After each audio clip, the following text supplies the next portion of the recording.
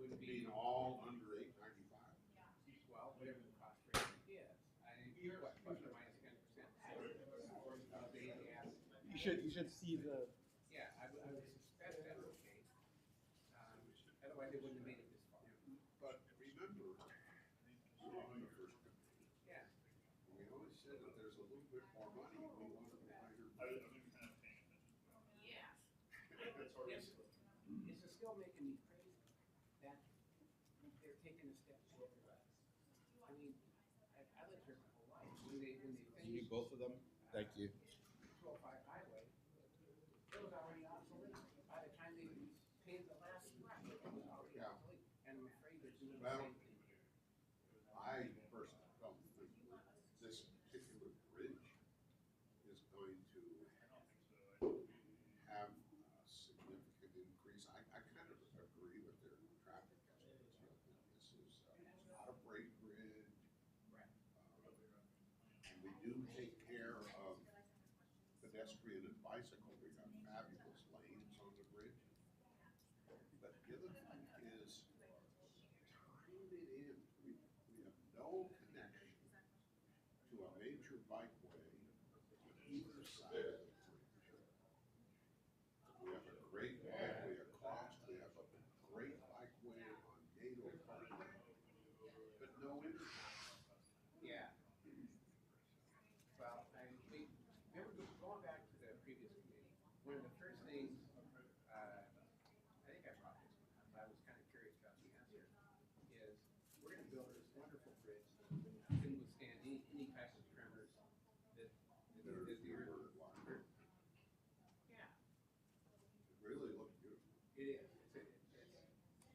You can't really match this bridge with any of the other bridges, truly, unless you go complete cable stay and try to match it with the telecom.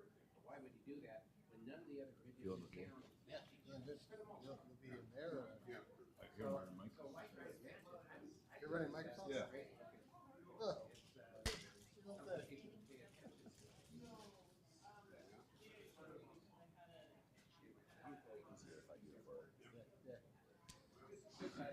I'm just trying to be nice, you know.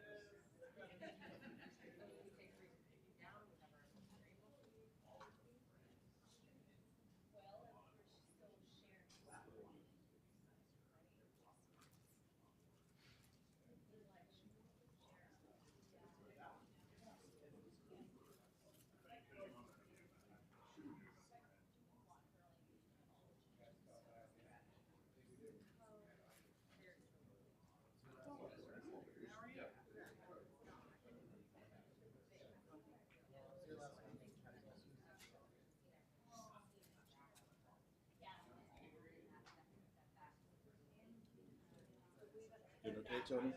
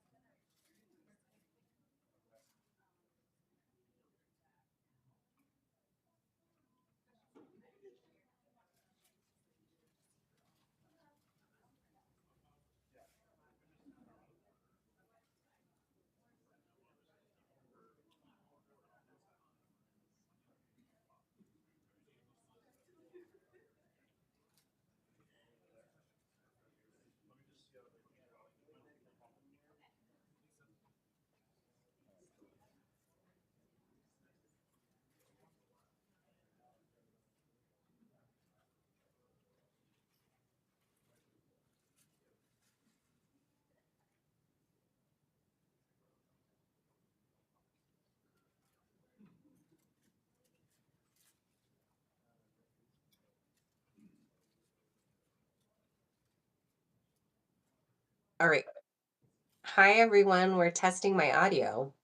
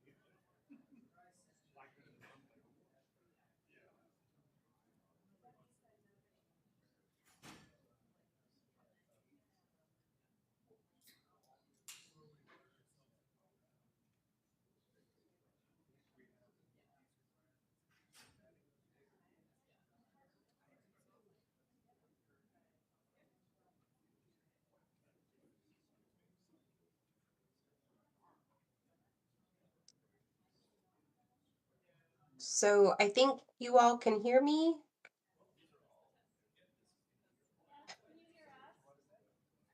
Okay. So I think we just have a couple minutes until we get started.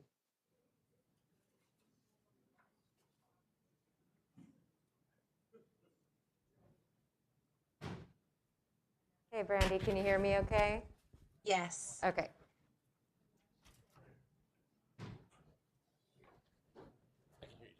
Okay, good.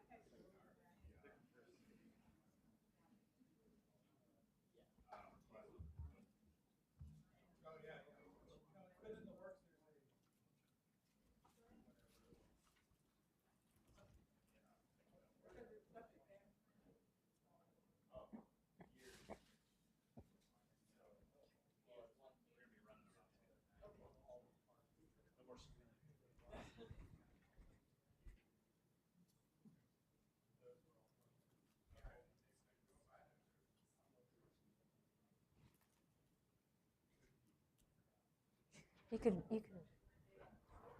Better.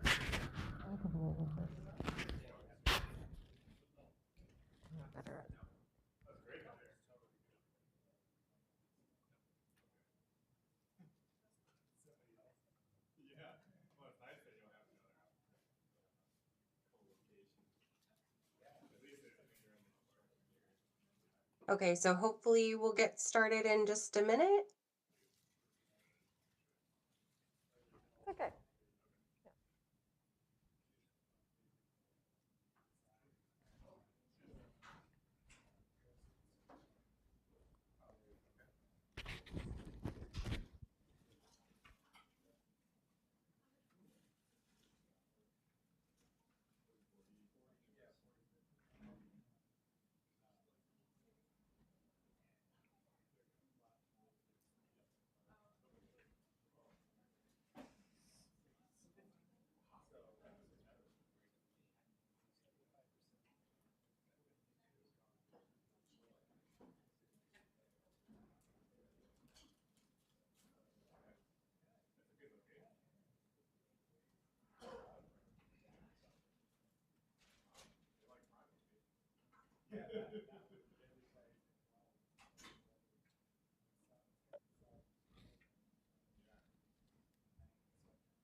Okay, it's 6 o'clock on my clock. I'm hoping we can get started, and I see the room. Hopefully, you see and hear me. Is that true? Yes. Okay, great. Well, I was hoping that my stuffy nose would just be that, but it turned out to be COVID. So you all get to experience this alternate reality with us where I'm facilitating, hopefully, and Cassie is here as my backup. So we're going to try this out tonight. And thank you for all being here, you all being there in person, and me keeping you not sick. So, um, I just wanted to let you know that Cassie's here to um, be my eyes and ears in the room. Is it possible for me? Oh, we're going to go through. Okay. So really quickly, just running through the agenda tonight, we are going to continue to review the data that was requested at last week's meeting, and we'll continue to narrow down the bridge options. Again, we don't have to do that all the way tonight. We still have an optional meeting next week. So we've got plenty of time to discuss things. Um, please speak into your mics. It's really important, not only for me, but also for the people joining us online. And if you cannot hear for some reason, especially in the room, please let Cassie or Greg know. Beth's also going around the room, so please let them know. I will be watching for those table tents as you go through tonight, and I'll try to be telling you who I see in order. Cassie will help, as well as Greg and Beth, just to make sure I don't miss any of you. I wanted to note a couple of things. This, I guess we forgot to update this, our evacuation. This is still from the county building, but you all know that there's several exits in the room you're in, including straight out behind you all and then to the side. The restrooms are straight out across the hallway. Please limit shuffling of papers or anything, because I know all the mics are on. So you all know this, but really it's okay if we have disagreements. We want to hear differences of opinions. This is really important as we get going into these recommendations and narrowing things down. So again, that's all okay. The next slide. So just wanted to let you know a couple of things. One is that Sarah Lazaro is actually moving outside of Portland, and so she is stepping down from the group. She let us know after last week's meeting, so we wanted to let you all know. Also, Anthony Jackson is at a work training today, and so he can't be here. He sent his comments ahead of time. They're in the packet on the table, so feel free to take a look at those if you'd like. And then before we have Carol go into the guiding principles briefly, there's a few things we want to address. And so we'll hand it off to Megan. And basically, we'll have Carol go through the guiding principles. We'll have Brenda Martin go through the additional survey data. And then we'll have the rest of the time for discussions with you all. So I think I'm going to hand it off to Megan to talk about a few things that came up last time. Yeah, thank you, Brandy, and thank you, everyone. It's really good to see everyone's faces again tonight. I just wanted to follow up with a topic that came up last meeting around the East Bank Esplanade. I just wanted to give a status update on where that stands just for this group, and I am available after the meeting if you have any further questions or want additional detail. But essentially, we did work closely with the city over the last 3 or 4 years to really look at that connection and see what we could do as part of this project. Ultimately, we did decide that a connection to the Esplanade would not be a part of this project. That includes either a ramp or an elevator. We would definitely not preclude a connection like that to be added to the bridge as part of a future project. We're still in conversations with the city about what is going to happen to the staircase, but that is kind of where we landed today after a lot of discussion. So we have a lot of information on our website about the ramp study that we worked with the city on. And again, I'm happy to answer any questions that people may have after the meeting. Great. Thanks so much, Megan.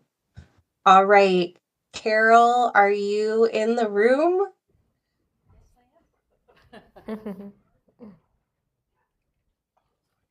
All right. No. How about that?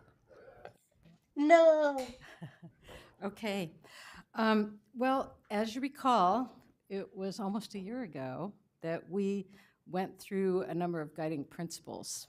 And we had 3 meetings that focused on those, and we kept them at a very high level. We weren't delving into details at that point, but we were setting up something for ourselves to judge and make this decision by. Those were written to encompass the entire bridge, not just the east span, and they were written in the form of questions to ask ourselves, and that's what we'll be. We don't have to go through every single one of them, but that's basically what we're going to be doing tonight. Many of them, because they are open-ended, are needing interpretation. And there were 2 main categories that we were considering: user experience and visual character and aesthetics. And these are subjective rather than objective. And I know last meeting we talked a bit about more data-driven information, and they're more difficult in a way than just digesting numbers and percentages of something. So it takes an extra amount of thought. We don't have an illustration for every principle, but we are going to show some of the illustrations that Beam has done just to have us look at it with our eyes. And sometimes they generate another level of inquiry, and that's when it really gets interesting. So through this interpretation, through this inquiry, I hope you will have a very rich discussion. And I summarized them in outline form for tonight. Please let me know if I forgot anything that's important, and please interrupt me at any moment if you want to say something. Next slide, please. Okay. Urban and site context and user experience, and how well it's an on-bridge experience. If you remember, we had just had our bridge tours when we first started working on these, and we talked about what that experience would be like walking on the bridge or bicycling on the bridge or driving on the bridge.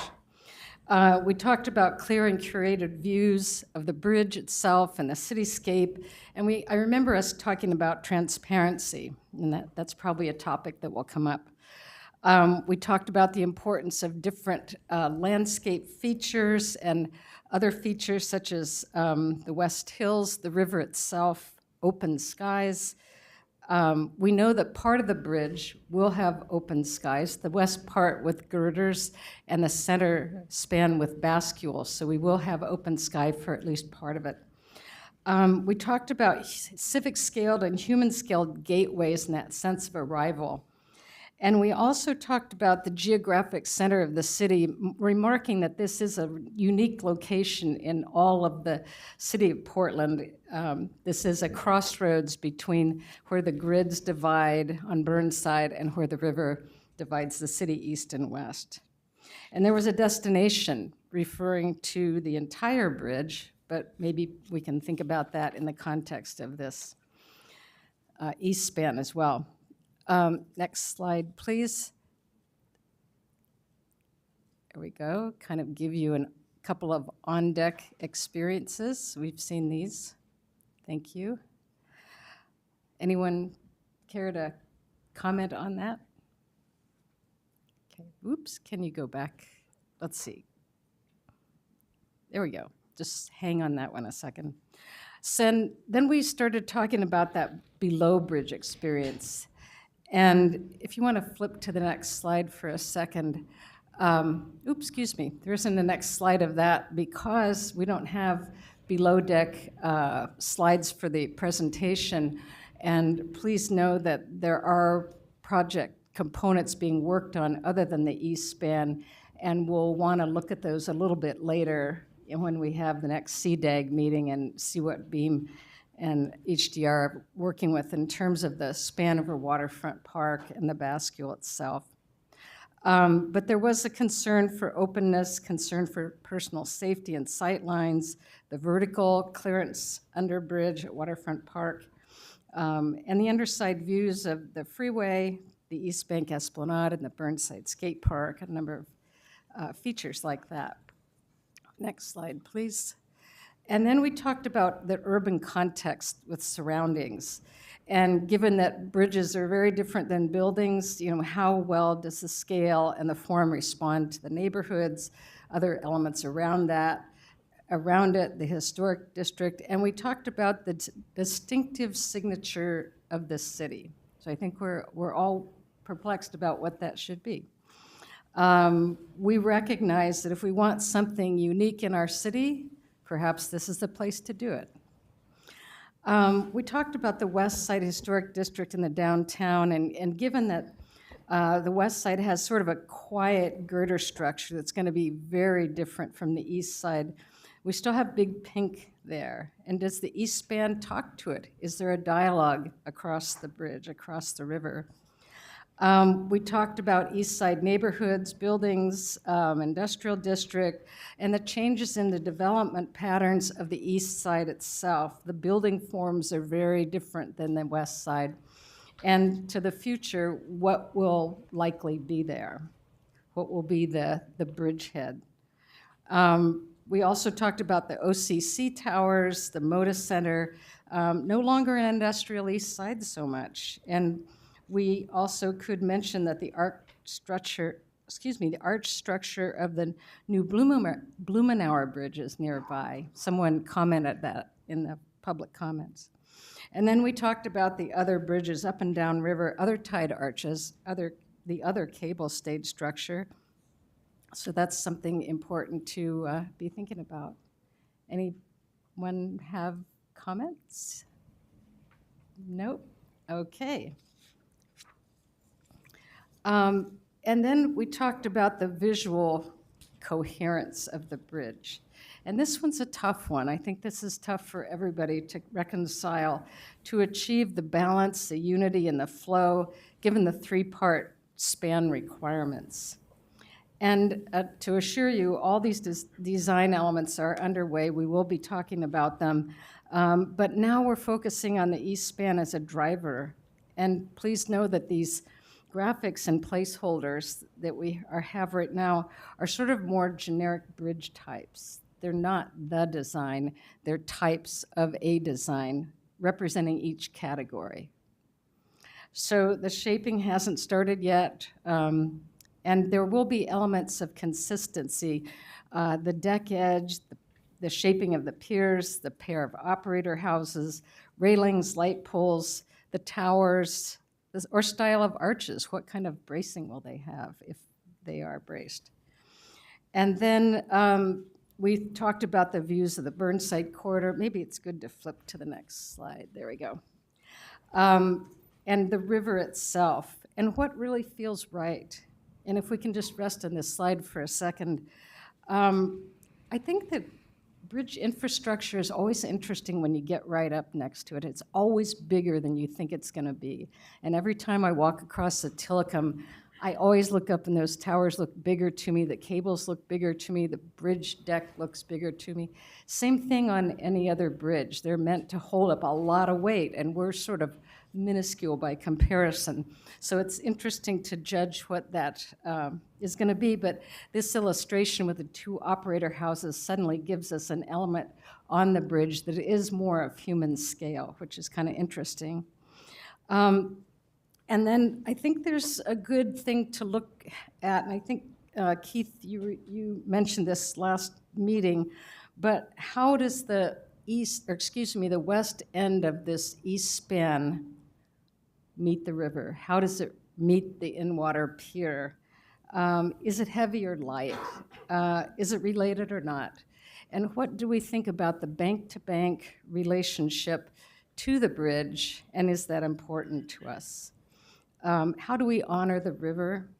And if we look at the new bridge, as illustrated here, it's sort of similar in a way to its existing form. It's got a girder on the west side, it's got a bascule, it's got twin operator houses. And so when we come to this dilemma of how we meet the east pier, you know, can we achieve some level of symmetry, or is that even desirable or not? In the main span, this span, as I'm talking about the main span over the river. So it's just something to give some thought to. Any comments? You're saving your comments for later. Okay. And the next one, we talked about the bridge form and style, and we talked about the historic surroundings. We talked about resiliency, contemporary design aesthetic, what informs that future urban development and growth. And is there a way to honor the historic bridge composition while adding something new? So this distinctive, recognizable landmark on the skyline, we should ask ourselves, should it be iconic? Should it blend in? Should it stand out? There's a lot of opinion about that. We are at the heart of the urban fabric. This is back to openness and transparency, sense of stability. Let's look at the next slide, please. And then the technologies, materials, engineering, and architectural design and construction. Is it of the current era, or does it relate to the past? Let's see. We're heading down the home stretch here. Okay, next one. This is a visual character still, bridge form and style. We're going through a few more of these points. And we talked about the collection of bridges in the city of bridges. And the public opinion seems to reference something unique. There were a lot of opinions about that, and not necessarily repeat something that we already have. But could it relate to something existing, the Fremont or the Tillicum? Maybe, maybe not. Does the memorable and distinctive lighting opportunities on either bridge vary on the two different types? Let's see, if you want to go to the next slide, please. And then the in-water piers massing, proportion, and scale. This is a place in the river that's neck down. If you think about what opens up as a boat basin just north of this bridge, the bridge is actually spanning a more narrow part of the river. So how do we reduce the perceived size of the span, the east span? Or is it necessary? Is it pulled back, or is it centered over the freeway and the railroad? Okay, next one. And finally, this bridge aspiration. We talked about future user needs. What are those? We don't know, do we?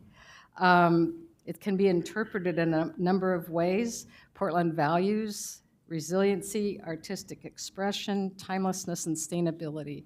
Those are Portland values. And then it could be an identifiable beacon of safety, 24/7 destination. And then again, the third bullet point down there about the human scaled features that we'll be addressing in future design phases. Let's take a look at the next slide. There we go. I know you've all seen these. I know you've all studied them. And then lastly, the pedestrian and cyclist connectivity. How well does a bridge provide safe, compatible, and accessible pedestrian and bike connections for all users? And I'm happy to say all of that is satisfied with the log span options that we're looking at. And again, we'll get into this a little bit more when we have a chance to start studying the deck in more detail. But that's sort of the crux of what I had to review today. Thank you so much, Carol. You're welcome. No comments? Okay. Keep it food for thought. All right, great. So Brenda's going to come up. And again, if you do have questions, feel free to ask them of Brenda, or we can bring back Carol so you can ask questions of her as well. Okay, hello everybody. Good evening. So you asked for a little extra information about the public comments, so I came to talk about some of the key themes around the bridge types. So the first one we were asked to look at was the V-Tower key themes. The way we did this was that the survey did not specifically ask people to tell us why they picked number one over another bridge. But at the end, we did say to please give the project team any additional information. So what we did was, if somebody voted the V-Tower bridge their number one choice from their preferred bridge type, so these are people who picked the cable stay bridge, and they picked the V-Tower number one, we went ahead and read their comments in the open-ended question. So some of those key themes that came out were that they felt that the V-Tower had a really unique look. And one of those quotes was that the outward V cable stay design is really unique to Portland and the West Coast. I can't think of a similar bridge throughout the region. They really like the iconic and modern style. This is the center of our city. It divides the north and south parts. It should be iconic, something recognizable in photographs. It will be the center of our skyline. It should be something Portlanders should take pride in. And then one of the main themes, I would say probably that came up the most, was this overall openness, the enjoyment of the fact that there was nothing obstructing the skyline. So I have two quotes here. Please try to minimize the amount of airspace taken up by the design. It would be a shame to block views from the bridge and the iconic Made in Portland sign. And then the V-Tower should provide a feeling of openness where Y shape or the goalposts would make the bridge feel closed off. Any questions about the V-Tower comments? Yes, Fred. Hold on, we're gonna give you a mic. There were a lot of comments to look at. If you may, thank you. Thank you, Fred Cooper. Thank you for providing us with the comments, and I did get a chance to quickly look those over. But what surprised me was the number of negative comments about the stay cable. And I was wondering as to whether or not you had tabulated negative comments as well as positive comments. We have definitely looked at people's comments maybe against or not liking a bridge, and I would say it's on both sides. So people who really like the cable stay, some of them really dislike the tide arch. And those that really like the tide arch, a lot of them really dislike the cable stay. I don't have that number with me today, Fred, but I can certainly get that number if that's something that you'd like by the end of this meeting. Other questions? Okay, so the next slide. Excuse me, Brenda, oh, yes. if you just talk a little closer to A that. little for closer, people online. okay. Yeah. How's that? Okay. Thank you. No problem. I feel so loud, so I think I am kind of whispering. Okay, so the next one we came prepared to talk about is the inverted Y. This was the other option that the committee seemed interested about wanting to talk about. So same method, we looked at the open-ended question for anybody who voted the inverted Y, their number one choice. And some of the key themes that came out, first of all, they really liked the portal kind of gateway feel of that shape. Felt like you were kind of coming into downtown. So the quote is, both the inverted Y and basket handle forms provide a better defined portal gateway appearance as you cross the bridge. I think that enhances the traffic calming effect and looks a lot better. The other one, there was a few comments about the feeling of symmetry. Some people were very concerned about the lack of symmetry with the span. So some people really liked the inverted Y in that it made it feel like there was some symmetry with the bascule when the bridge was open. The inverted Y tower provides balance with the opening and closing of the movable bridge. Similar shape when open, which connects the two bridges in addition to the cables carrying into the movable bridge pier. And then the last one is just that the inverted Y is really unique. A lot of people haven't seen a bridge like this. It reminds this person of a wishbone, but it looks, sorry. Oh, I didn't turn my page. But it looks like the tower already, like a tower ready to be its own landmark. A lot of people also mentioned it looks like a mountain. It looks like a lot of different shapes, and so people were really drawn to its overall shape and interest. Comments about the inverted Y themes? Okay. And then the last slide we have here, so we didn't come prepared with slides on any of the tide arch, but I am prepared to answer questions. But we did look at some key themes around the longer and shorter questions on the tide arch. We had 4 different open-ended questions in the survey. For those who preferred the tide arch, they could answer the long and short, and those who didn't prefer. So these are primarily looking at the preferred tide arch, which did they like better, the long or the short. I will say a lot of them are almost opposite of each other.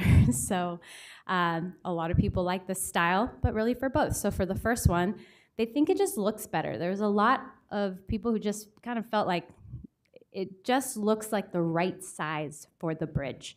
It felt more elegant for the long arch, and it fit more with that Portland architectural context. They really liked the longer form of the tide arch. They felt it was more proportionate and balanced and felt more symmetrical when it was longer. The scale was more commanding. It gave a grander feel and felt more distinctive to those who liked the longer arch.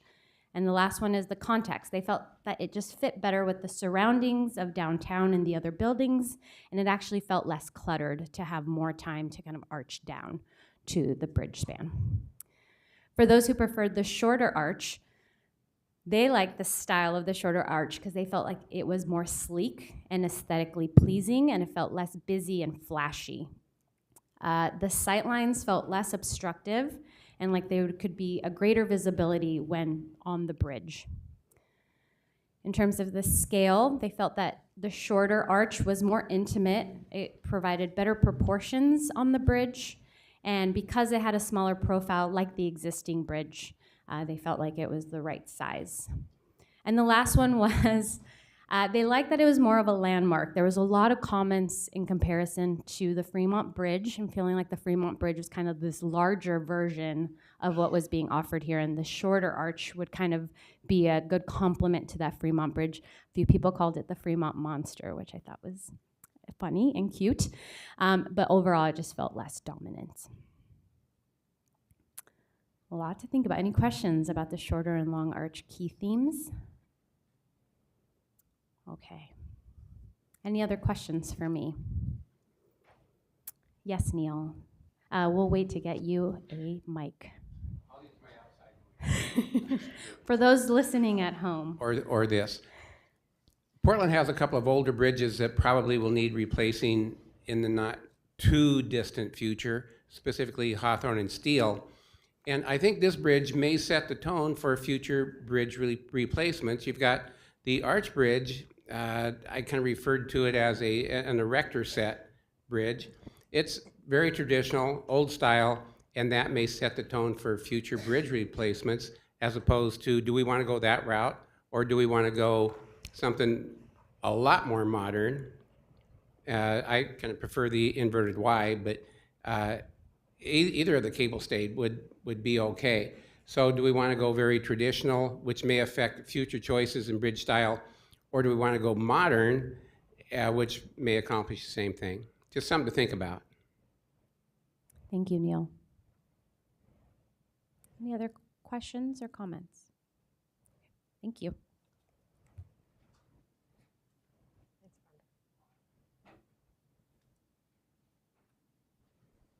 Okay, thanks, Brenda.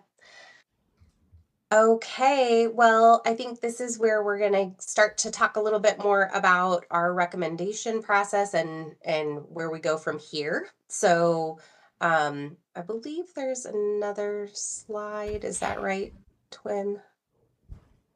Oh, okay. So, first of all, I just wanted to say thanks again for dealing with this hybrid situation. I know it's strange. So look to Cassie if I don't see your name tent. And so I just wanted to quickly touch on the fact that um, you've gotten a lot of data so far, and this is all really just to help you all in making your independent recommendation, right? So, your charge as the CDAG is really to serve as an advisory body to the county by considering all of these different options, reviewing and discussing technical information and trade offs. And then from our charter, specifically, it says providing informed insights and opinions on the design options presented. And so, and then representing the interests and needs and opinions of the community, considering input and information from other community members, stakeholders, and interested parties, right? So that's part of your charge as CDAG members. So all of that you've heard so far is really just to help you feel informed so that you can make a recommendation.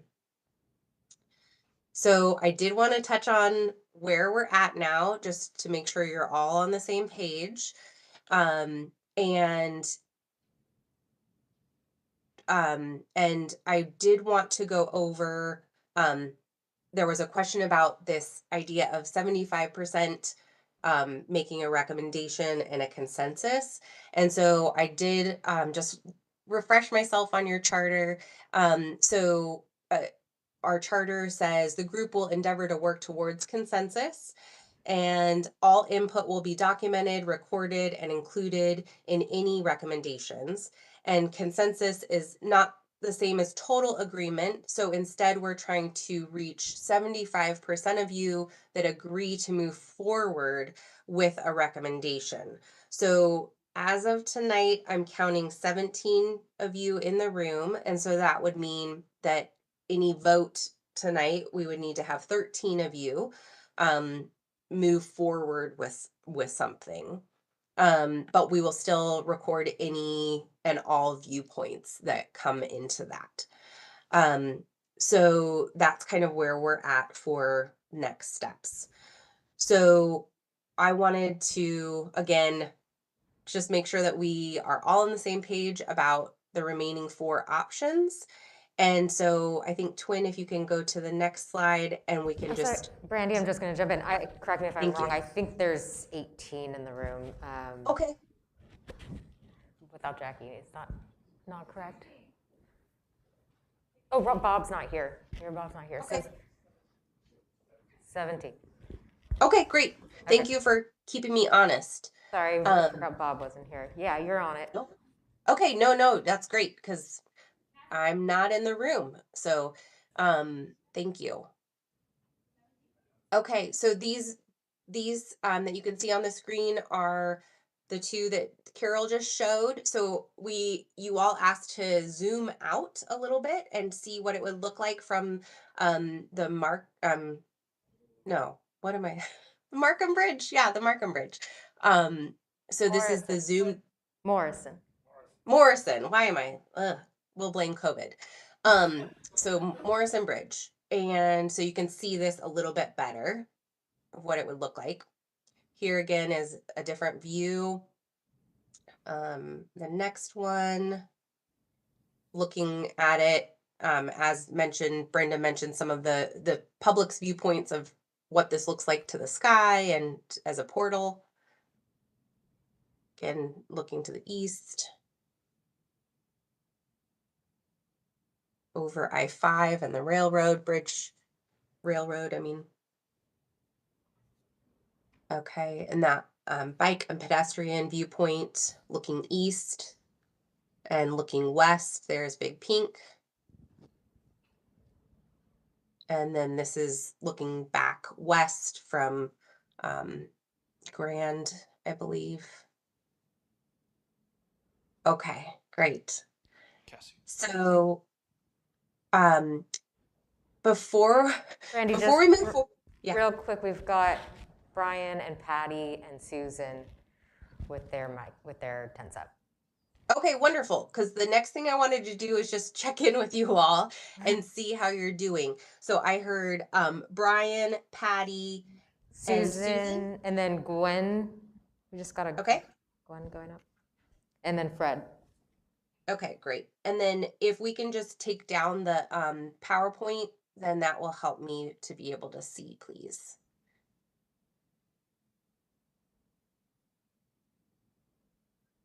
Thank you. Okay, thanks everyone. Okay, so Brian. I have a kind of a specific question, just related to the operator houses, because these are sort of the new placeholders that were added to the images. Are we required to have 2 operator houses, or can we go asymmetric on the deck so that the operator house could work with the asymmetric bridge design? Yeah, good question. Does someone in the room know the answer to that? We can go asymmetric, and we're considering that. We do have to have some way to control the bridge if we have a communication loss from the east side, but that doesn't have to be a full-sized operator house. It can be anything from no operator house, and we control it from underneath the deck, to a reduced operator house and anything in between. Yeah, good question. All right, Patty. And then I had Susan, Gwen, and Fred. My concern is about pedestrian access to and from the bridge. I know I've raised it before, but this would not be a Portland bridge if there was not direct access to Waterfront Park or to the East Side Esplanade. I know it's a really knotty design problem. We've got nice, sleek bridges, and nobody wants to muck them up with staircases and satisfying ADA, but it's essential. And the bridge, it would be a fatal flaw if there is not good pedestrian access both to Waterfront Park and to the East Side Esplanade. Is there an assurance that we're going to be doing that? And Patty, yes, you came in a little bit late, so I want to hand a microphone to Megan, and Megan kind of touched on this earlier. Yeah, it's not I wish I was coming to this group and having a different message. We have been working with the city for several years about what to do with the connection from the new bridge to the Esplanade. We evaluated a variety of ramp options and elevator options. The current staircase that's out there today is just not ADA accessible. That's a major concern of ours. Over a few years, we really ultimately decided that a ramp would really, as part of this project, not really be feasible for a variety of reasons, some of which are the environmental impacts to the shallow water habitat and some of the construction issues that we were seeing, as well as the cost. That's not to say connection from the bridge to the Esplanade won't be there in the future. It's just not part of this specific project. So we definitely, in our design, will not preclude a future connection if that's what ultimately evolves. And right now we're working with the city on what to do with the existing staircase. We are making a lot of improvements for pedestrians and people with mobility devices from the bridge to the Esplanade in other ways. We are using, for example, the steel bridge as a detour route, and so we're upgrading the entire route from the bridge to the Esplanade through the steel bridge pathway. And in regards to the west side, we did explore with Portland Parks about putting a ramp or elevator in the Tom McCall waterfront park itself. But ultimately, they really wanted, it resulted in a large footprint because of the height difference between the two elevations, and it did take up quite a lot of, was a large footprint, and Parks really wanted to preserve that space for programming events and circulation, and so we ultimately didn't move forward with a connection from the bridge to Tom McCall Waterfront Park. And again, I'm happy to talk in more detail after this meeting if you want to go into further conversation. Well, what I do want to say is that it's completely unacceptable to build a bridge of this size and this importance without pedestrian access to it. The Tom McCall Waterfront Park is one of the best assets our city has. And to bypass it with a new bridge like this is unforgivable. It's awkward. I was on the Parks Board for 6 years, and I know that they're completely preoccupied with eliminating maintenance cost. And I suspect that that's a large part of their decision. But I don't believe that they should have the decision or the ability to decide that there will be no bridge between Burnside Bridge and Waterfront Park. It is, as I said earlier, a fatal flaw, and it must be addressed.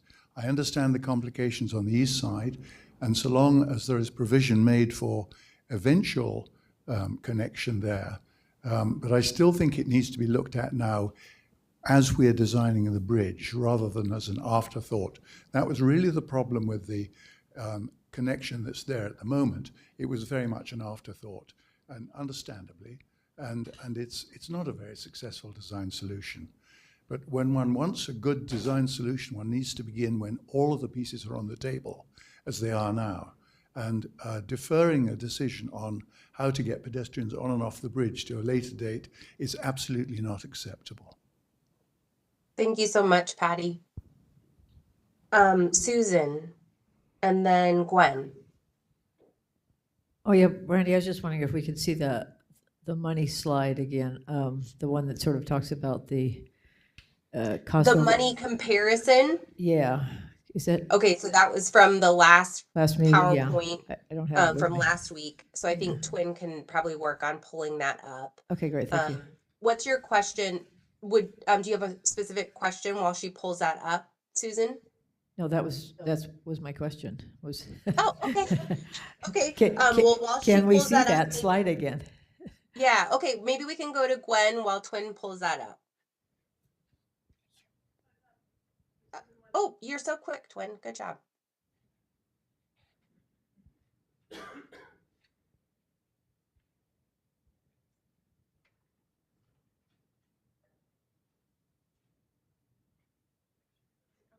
Okay. So yeah, there were a couple of you who were not here last time. So great question, Susan. And this is the cost differential, correct me, of the difference between the cost delta. Right. Okay. So I don't really have questions. I was going to go ahead and put my comments out there, and then they'll be out there. So just want to say, I mean, the county and consultants have assured us, it's great that we're looking at the cost slide, that the now 4 types of bridges we're considering will deliver the same earthquake performance and are within the range of constructability and cost. And cost really does matter. But at this early stage in the bridge design process, focusing on a delta of 5% or so of a total budget that is still conceptual in nature is kind of a red herring to me. There are a number of design decisions that will take place in the months and years to come that will also impact the budget.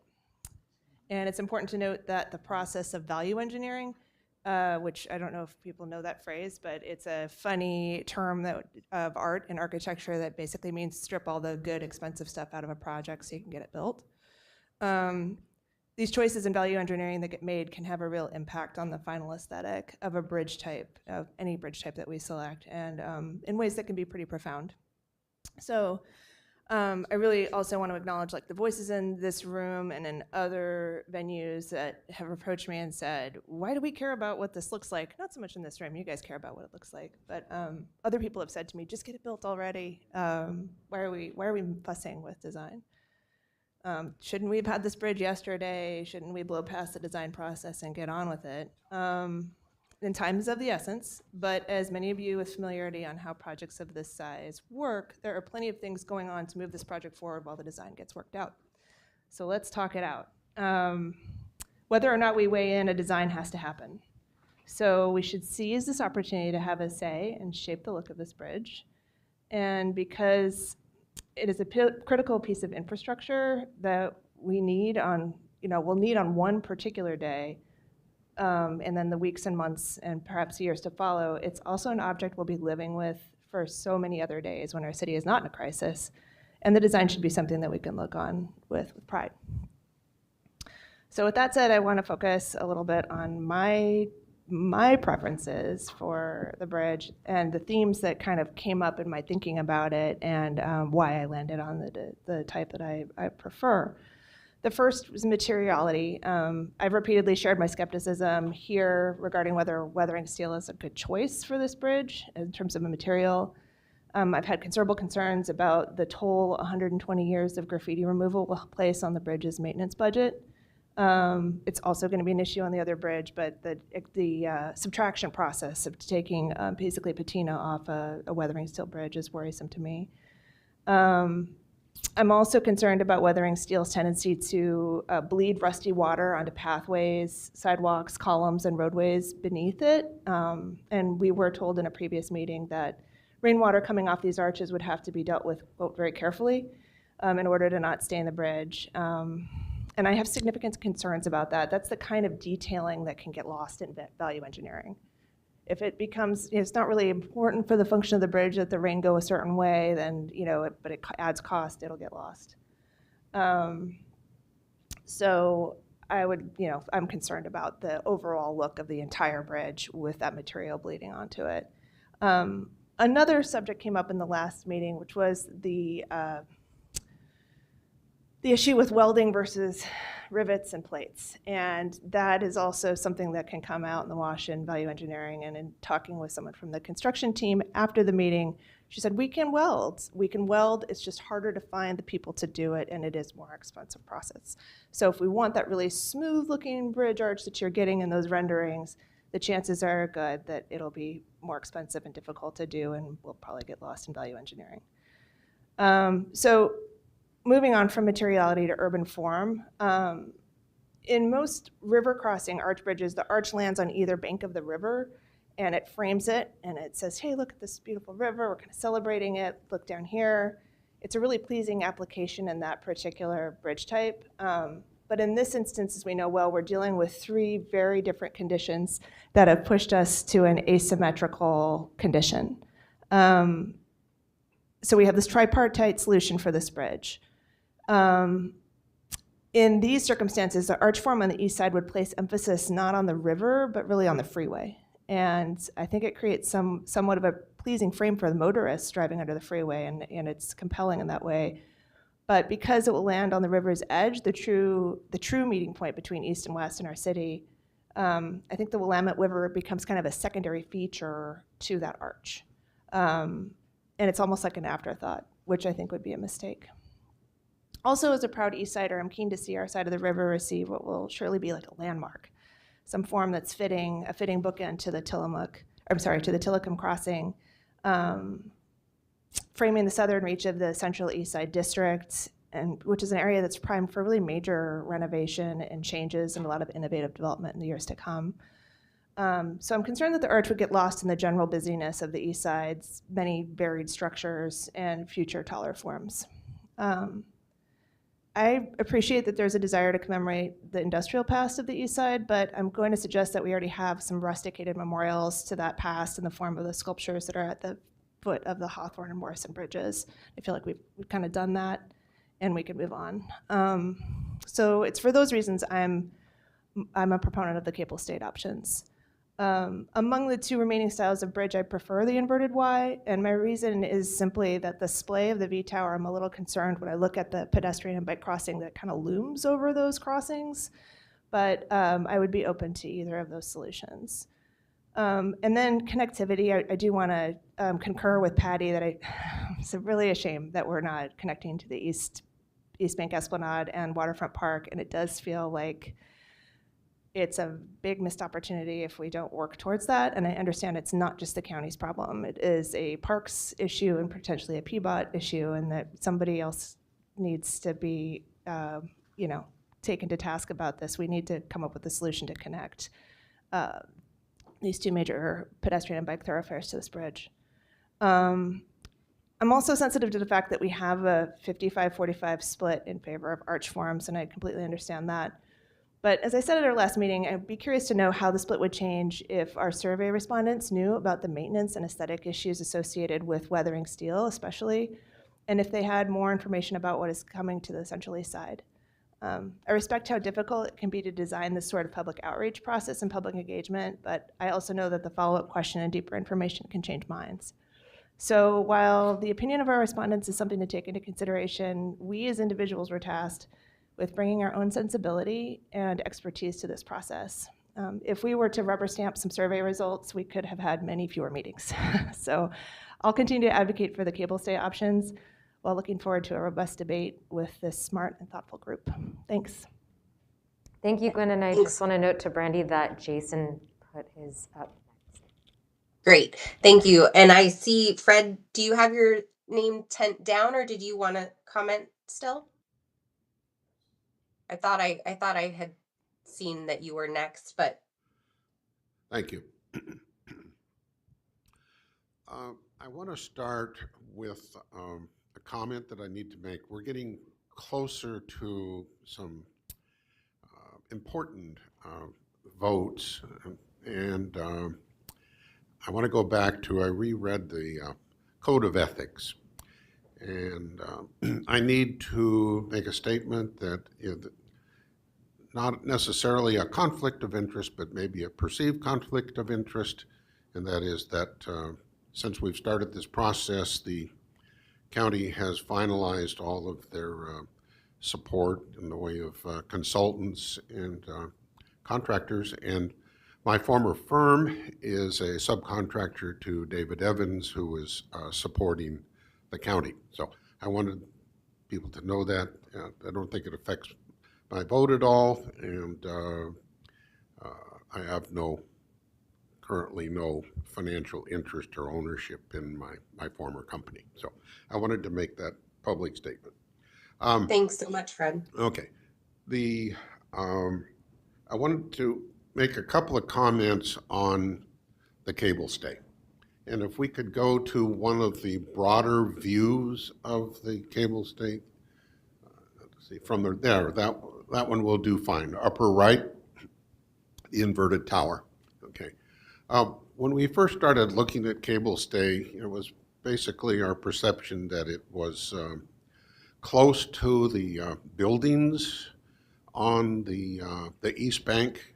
But if you notice, it really stands out. You know, the tower is located between the freeway and the railroad tracks, and so it is a very distinctive, location, high visibility location. And what it does for the rest of the bridge, there's another view that shows maybe from over the freeway. Further back. Oh, okay. I don't know. Doesn't quite do it. Well, what happens is that when you use the cable stay,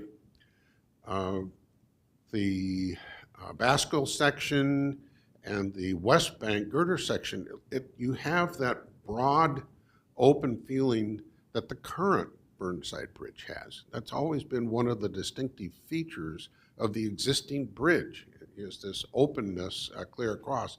Well, with the cable stay and the tower in this location, we maintain that, and I like that. The tower location, or just this option, and I might ask Steve to comment on this, but the foundation support between the cable stay and the tied arch, whether it's the basket or the open ones, are quite different, and I think there's some distinct advantages to the cable stay. Would you comment on that, Steve?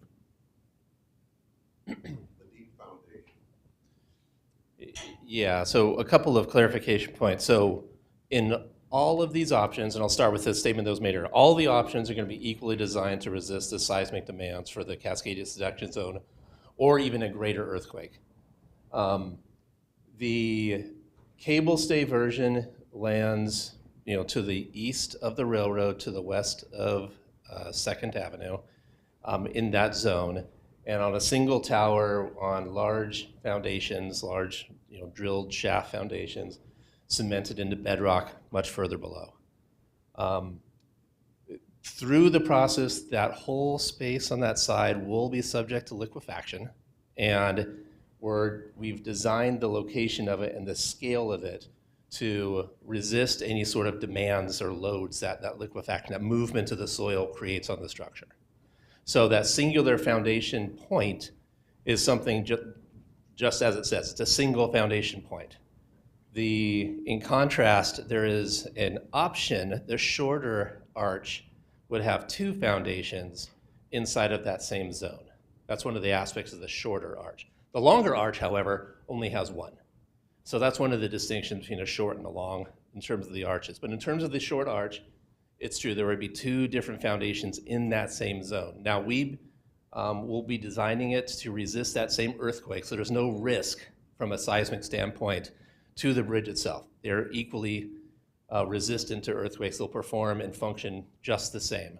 But the fact of the matter is there's 2 in one option and 1 in the other, again, for that shorter arch. So I think that's what you're alluding to, Fred. Okay, great. Fred, did Steve answer your question? Yes. Okay. I do have a couple more things, though. Okay. If we looked at that cost slide that Susan asked to be put back up, the basket weave now appears to be our base project, and all the other options, we add cost to it. If we were to go with the inverted Y, we're talking about another 35 million, okay? And, that bothers me some, because when we were first looking at costs of this bridge, the community task force says if we had extra money to spend, we ought to put it into adding another lane, or perhaps into pedestrian access to the East Bank Esplanade or NATO Parkway. We've got 2 city main bikeways. They've made substantial improvements on NATO Parkway, and then the bridge itself. But none of these connect, and so that bothers me. That we're going to spend more money. I wouldn't call it a signature bridge. I don't think it's in that price range. But if we can get, as we call it, a distinctive signature for an extra 35 million, I might support it. I'm still undecided.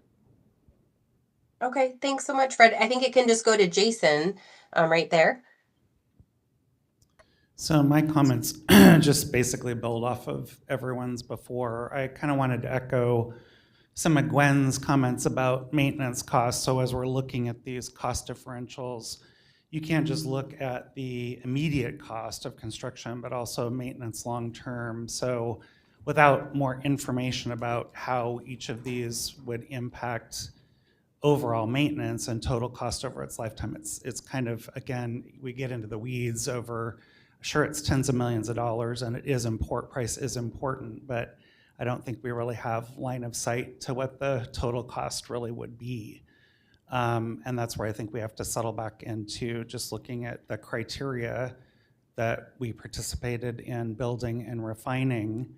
When we look at those criteria, to me, the arched bridges just really don't seem to check as many of the points as the others, and they don't feel as cohesive if our point is to make these 3 individual component bridges read as one. To me, the cable stayed really are the only way that we can kind of suggest that, by having those cables fan out to continue across to the west side. And for myself, the inverted Y tower was always my preference from the initial design concepts, even before Keith gave his presentation. I think there was a challenge to how early that presentation was before we all were able to discuss. For me, it was kind of confirmation bias, because I'm looking at all of his reasonings and arguments for why my favorite option, is my favorite option. But I just do think that some of these criteria that we have in the guiding principles really are leading to having something that is more signature, placeholder, landmark, beacon, destination, all the things that we've been rattling off. So I think that for that, plus just the issues of more cohesiveness across the span, it really seems to solve the problems in the most elegant manner, or the most complete manner. And I think just thinking of the bridges as cityscape, I know there were some public comments in the surveys just about worry of how high the tower would be and how massive it might be in the middle, et cetera. But I think at that point, we're really looking at the bridge as a part of the city, where right now the bridges, for the most part, are spanning the river and really aren't necessarily close to architecture. So I think it really is kind of a game changer just in terms of how it fits into the urban fabric. And beyond that, it just, I think, when we talk about the city of bridges, which I know Keith laughed at because, so many cities think of themselves as a city of bridges. And yet ours really is a lot of our internal identity as well as external identity, that to add to that lexicon, to add something to the vocabulary of bridges, as opposed to trying to duplicate something that already exists, it makes a whole lot more sense to me as something that is, for a city that is progressive and forward-looking, as opposed to, recreating something that already exists in our environment. So I think those are my major points of input. Great, thanks, Jason. I see that Patrick has your table turned up. Yes, thank you, Brandy. Thanks everyone for your comments so far. I agree with a lot of what's been said, and I'd like to make a request to move the slide to an image where we are standing on the pedestrian way. As Carol was going through all of our design guidelines earlier, I think all of them are valuable, but to me, one of the ones that stands out as most important is that pedestrian and bicycle user experience. This is perfect, thank you. And to me, 2 of these options feel like they are prioritizing that and making it a better experience. One is sort of just neutral, and one feels actually impeding on that pedestrian experience. The V tower with the cables that are leering over the pedestrian and bicycle pathway feels uncomfortable, and for the folks who will have the most direct experience on the bridge, I feel like that does a disservice to them. Folks in the car will be experiencing it much more quickly through the roof of a vehicle, and I think when people are talking about their experience on the bridge, openness was one of the things, and openness to the sky was always a priority, both in the public comments and from comments here in our committee. And so to me, the basket handle scheme and the inverted Y tower both are successful in following that guideline. So to me, those two feel like they're the closest to meeting some of the guidelines we've already set out. And so those are two that feel to me like they're leaning in the right direction. Great. Thanks so much, Patrick. Anyone else want to chime in? What I have next is to try to get some temperature checks from you all.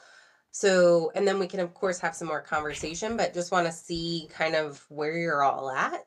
But anyone else want to chime in before we kind of do some temperature checks? I got Susan and then Ian. Great. And then Jackie. Can you put on the slide that shows the bridge types as if you're going down, you're going west on East Burnside?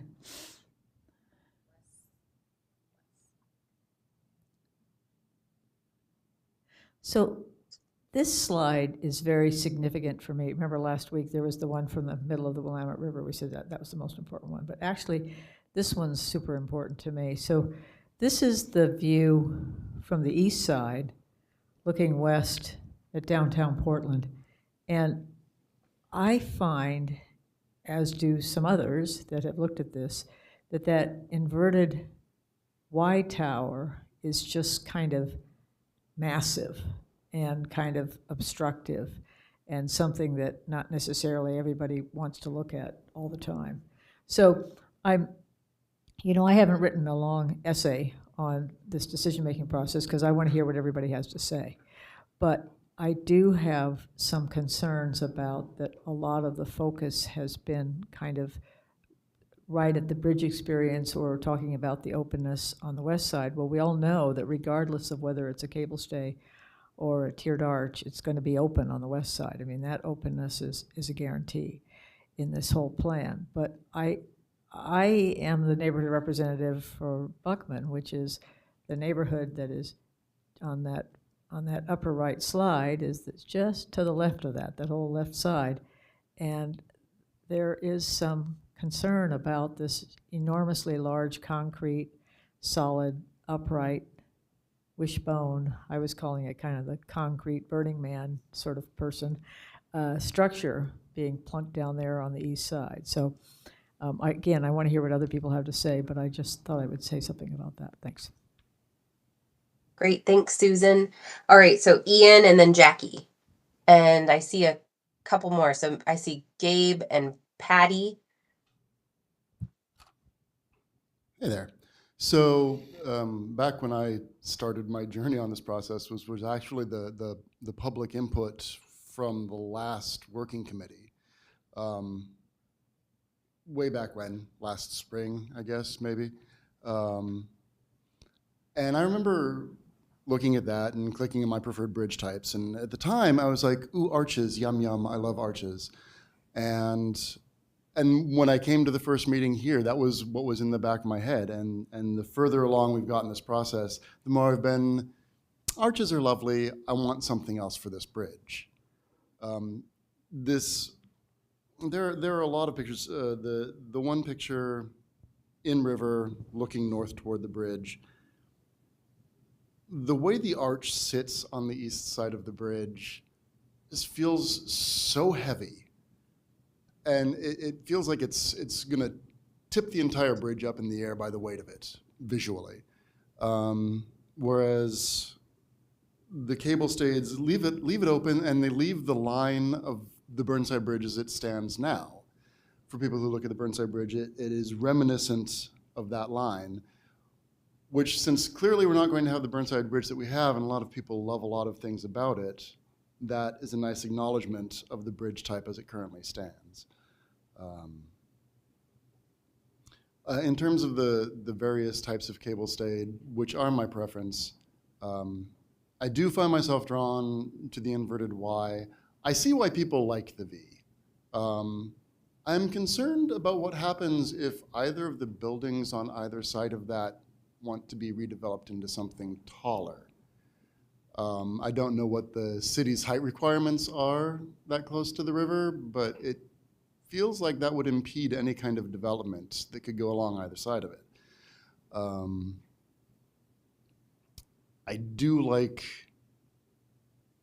I like what a statement the inverted Y is. I like that it's big, and I like that it's thick, and I like that it's standing there, and I like that after an earthquake, when all of the bridges around it have fallen down and all of the buildings, you'll still be able to see that from a distance. And that is a central point. That is a focal point. And even with the buildings up, you'll be able to see it from the Selwood Bridge. You'll be able to see it from Mount Tabor. The arches are lovely, and they frame the freeway very nicely. I don't know that by the end of this bridge's life, that freeway will still be there. So I don't know that I care how well the freeway is framed by the arch of the bridge. I probably have more things to say, but we can move on. Other people need to talk. Okay, thanks, Ian. So Jackie, and then Gabe, and then Patty. Well, I apologize for arriving late, and I apologize for missing last meeting because I was kind of shocked when I had a meeting with Brandy to get me up to speed, and she said that we had taken the goalpost off the table, and that was my favorite. Also the most affordable option. I'd like to think of myself as a very fiscally responsible person who's lived in the city for my whole life and tax pays and works for Multnomah County and pays my taxes here. And so I'm a little bit surprised and shocked that we took that off the table. And I think when I look at the bridges, I'm definitely for the cable stay. And I think when I look at, especially when I look at this view, I'm looking at the environment around. So I'm looking at the Twin Towers of the convention center. I'm looking at how does it fit into those things, and which is why I never really liked the V Tower. Plus, I just felt like the V Tower, from a very sophomoric humor standpoint, really just lends itself to a lot of really bad jokes. And then the inverted Y, I think I like it better than I like the V Tower, just in terms of what it does in terms of background, in terms of city view. But I agree with Susan, like that view from the east side isn't a very beautiful view. I don't think it's a beautiful view even for the V. I think they're both very distracting views, which is why I liked the goalpost better, because I thought it was much more straightforward. And I think that there's been a bias with the goalpost because we have the Tillicum, and there's this bias like, oh, we don't want it to be like the Tillicum. And I think for myself, like, I find that really problematic, because I think for most people, they don't see the Tillicum Bridge unless they're going over to this side. Like right this time, coming over here, and by the way, I drove up I-5, I came back around. It was not great, my experience coming to the South Waterfront. But most people don't come to South Waterfront, right? And so like me seeing the Tillicum Bridge is not very often, right? I live in Northeast Portland, I live on the north side, I work in the north side. And so I think to eliminate an option based on the fact that we have another bridge that's not a bridge that most people travel over, felt a little elitist to me personally, but I know that I wasn't here and I didn't hear all the conversation.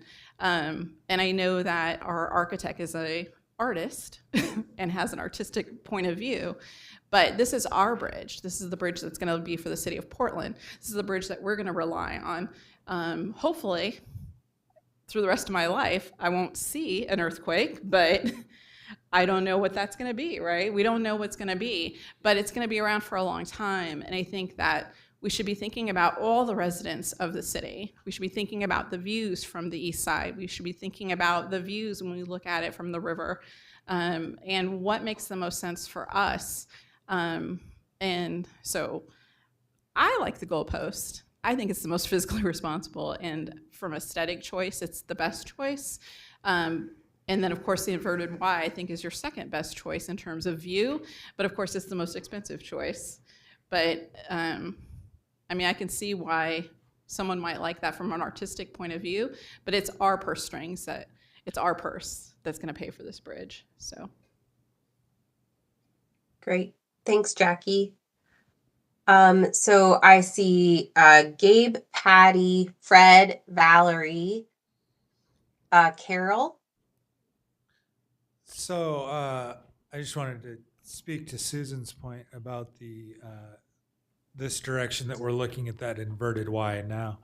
And I think this came up in conversation before, but the amount of people that actually have that vantage point is pretty minimal as you're on the eastbound exit from downtown. That's the only time that you can see the bridge. Otherwise, you're coming in on the Cooch Couplet. So from driving, you're not ever going to see that vantage point. Yes, pedestrian. I agree with you. The pedestrian view is kind of muddied up, but I just wanted to throw that out there on that. If the braced basket handle arch came combined with a connection to the East Bank Esplanade and the waterfront, I'd be all for it. That's not how the world works, but I would be all for that.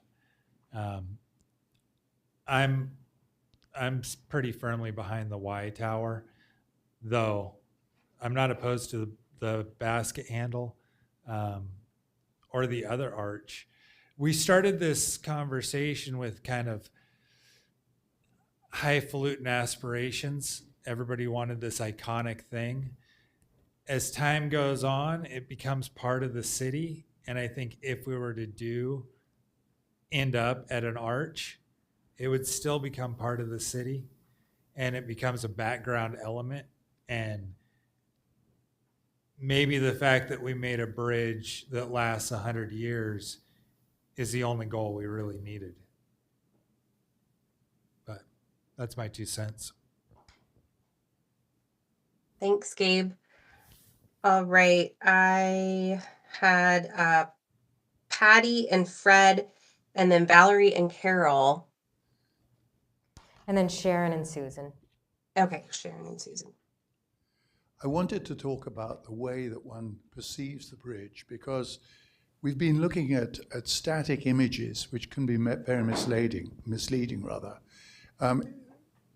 Talking to the position of the motorist, they're usually moving along reasonably quickly, not always.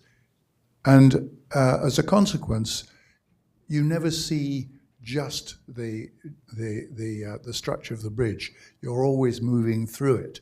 And so you're looking ahead to where you're going to go. So it's a different sort of experience. And it probably takes you, 4 minutes to get across the bridge. If you're on foot, you're moving at a quarter of that speed, very slowly. It's a long way. There is no opportunity for escape, if you like, for 6 city blocks or thereabouts to get across the bridge. But the point is that you're looking at each thing very slowly. You have time to take in the slow growth of Big Pink as you walk across the bridge. And as you walk, if you have, for example, the inverted Y, the massive part of it is so far above you that you're barely aware of the mass. What you're aware of is the scale of the cables next to you, the handrails, and so forth.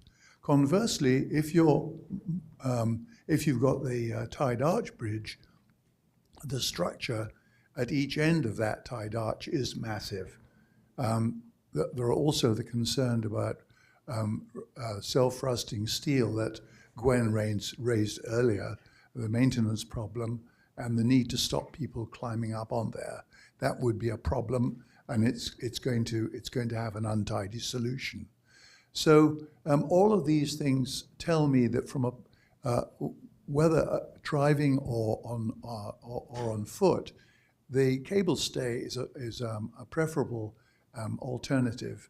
It works better with the dynamism of moving across the bridge. And most importantly, of course, as has been pointed out, it relates the bridge to the river rather than to the freeway. The tied arch is clearly tied to the freeway, and the bridge over the river is really an understatement then. It lets you know what is more important.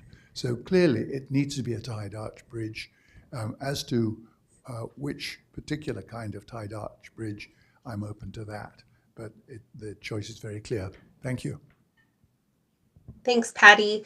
All right, Fred, Valerie, Carol, Sharon, and Susan. And then I would like to pause there and do some temperature checks. I just have a quick story or comment. I was involved in Tillican Crossing with T.Y. Lind and Kiewit, and when the bridge was completed, the Tillican Crossing stay cable, it wasn't long before there was a huge outcry from people who lived in the condos on the West Bank. They couldn't sleep at night, okay? And it was the lighting on the bridge. Now, it wasn't the changing colored lights, but it was the bright red navigation lights on the top of each tower. So, I look at our location of a tower here and how close it is to the yard, and I think, okay, what if there's red navigation lights up there flashing in your bedroom, or even the changing lights on the column on the tower?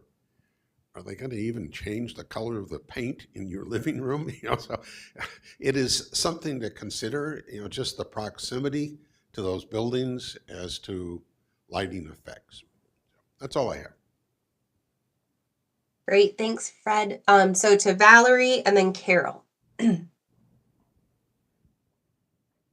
Yes, I've really appreciated listening to everybody tonight, because it's definitely perspectives we haven't heard yet that need to be brought to the table. I have been a little bit surprised just thinking about the course of our conversations since the beginning of this process through now. It seemed like people used to be really in favor of the arches, and then that's significantly less tonight. We have fewer people that are speaking in favor of that. And since our expert builder presentation, I had heard nobody speak in favor of that inverted Y, and now suddenly a lot of people really like the inverted Y, so it's really interesting. I will say, just from talking to people, from looking at comments, I really hadn't heard comments that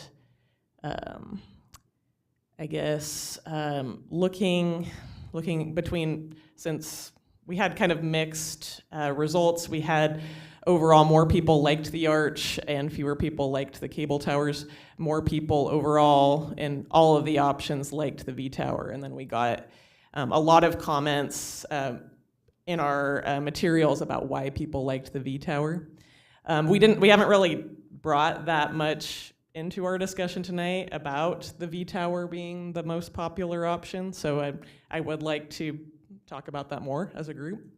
I will say that the only option that I've ever heard the public, people I've talked to, vehemently dislike, that is the inverted Y tower. So as much as people in this group seem to really like that, I do think that that's a perspective we need to remember, that there's a lot of people that really don't like that option. And I haven't heard the same kind of dislike for the V tower. So just something to keep in mind.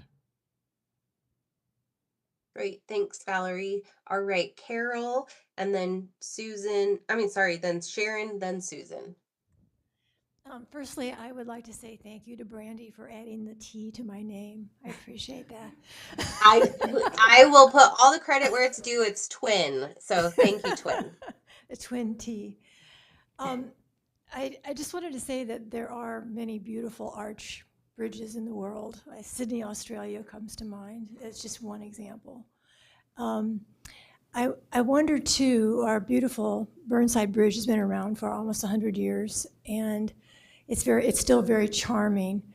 I'm wondering about what these really tall elements will look like in, say, 50 years. I'd like to have some assurance that the inverted Y or the V tower, whatever is chosen,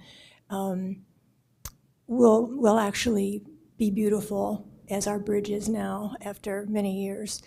I understand that the cable is very important. I support that. I also understand that we haven't looked at the final design of these bridges, so these are just concepts, I think, at this point. But I just wanted to say there are some beautiful arches in the world, and I hope we at least talk about them tonight. Thank you. Thanks, Carol. All right, so Sharon, then Susan, and then we'll do some temperature checks. Thank you, everybody. I just think it's a delicious problem. I think it's a good problem because anything is better than what we have. It wouldn't matter what we pick or what's finally picked. It's going to be better than what we have. I'm sorry there are no third graders in the room. I think they could lend us a lot of insight about this. I want to say I am imagining that inverted Y lighted. I think it would be a beacon when all the other bridges are down. I really like it that people will be able to see this structure because we are building this because of the earthquake hazard. And that bridge is going to be standing as a place to go to if people need to. And I also think that it's long past time for Fremont to be the only monster in town. I think that's all I want. Okay, great. Susan.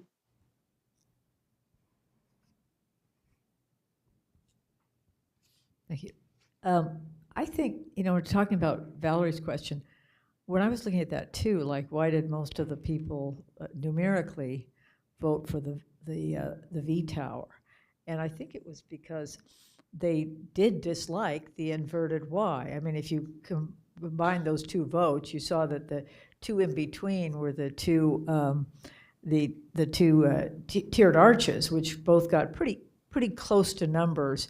And combining those, they were of course more than the cable stay. So I think that that's kind of why I thought that it got more, that they absolutely preferred it to what a lot of the feedback I've heard, which is this idea that the inverted Y is modern, but so was AOL at one point, right? It was modern too, and 8-track tapes used to be modern. So these things are modern for a bit, and then they're not. And going back to the point that Carol made, I believe it was Carol that mentioned that arches seem to have some kind of a longevity of affection and affiliation with places. So I've thought about this, and I've sort of thought in my very non-architect mind about why I prefer what I prefer, which is the braced basket handle arch. And I think because I love the Burnside Bridge as it is today,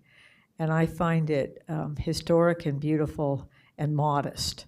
And I like that modestness. I never really went into this program, this idea, in order to make this big iconic statement at the Burnside Bridge, and especially all over the east side.